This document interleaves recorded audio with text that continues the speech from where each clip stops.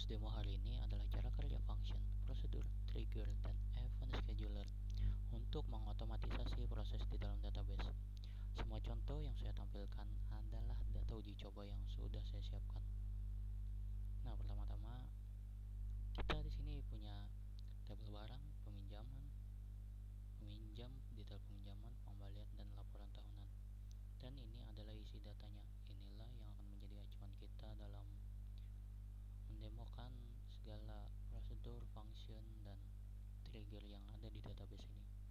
Ini masih kosong karena memang untuk di demo nanti akan ada menghasilkan semua bagian yang ada di sini.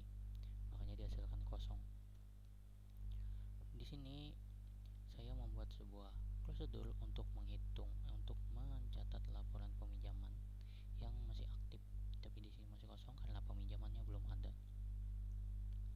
Nah, di sini barulah saya generate sebuah peminjaman barang. Kita menggunakan prosedur peminjaman barang ini. Dan ini adalah isinya. Ini akan mencatat peminjaman barang pada database dan hasilnya akan menjadi seperti ini.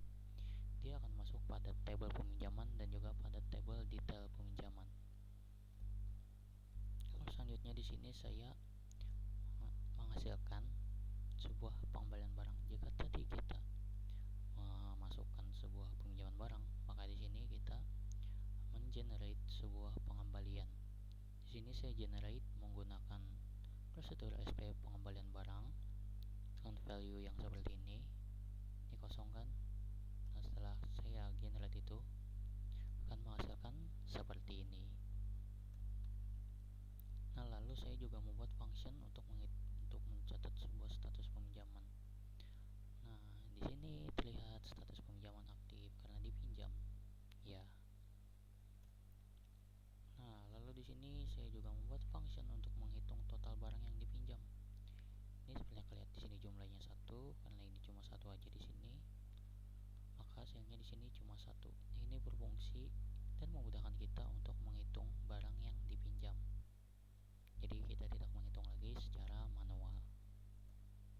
Dan di sini itu saya juga membuat sebuah function untuk menghitung total denda peminjaman. Ini diambil dari pengembalian ini dan beberapa lagi nanti yang pengembalian yang akan datang seperti itu.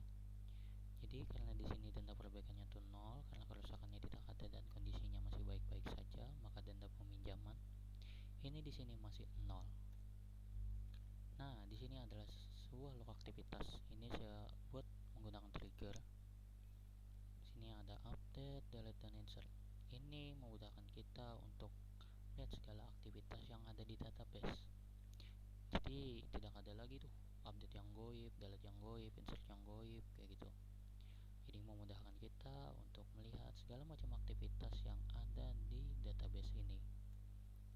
Oh iya, di sini saya juga ada membuat sebuah trigger itu untuk biar kita tidak bisa meminjam barang yang sudah dipinjam atau barang yang tidak tersedia gitu.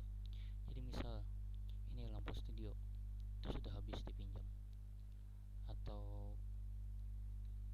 dia nggak ada barang lagi yang tersedia kayak gitu, maka dia akan menghasilkan ini error 164.45.000 barang sedang dipinjam dan tidak tersedia. Hasilnya akan menjadi seperti itu.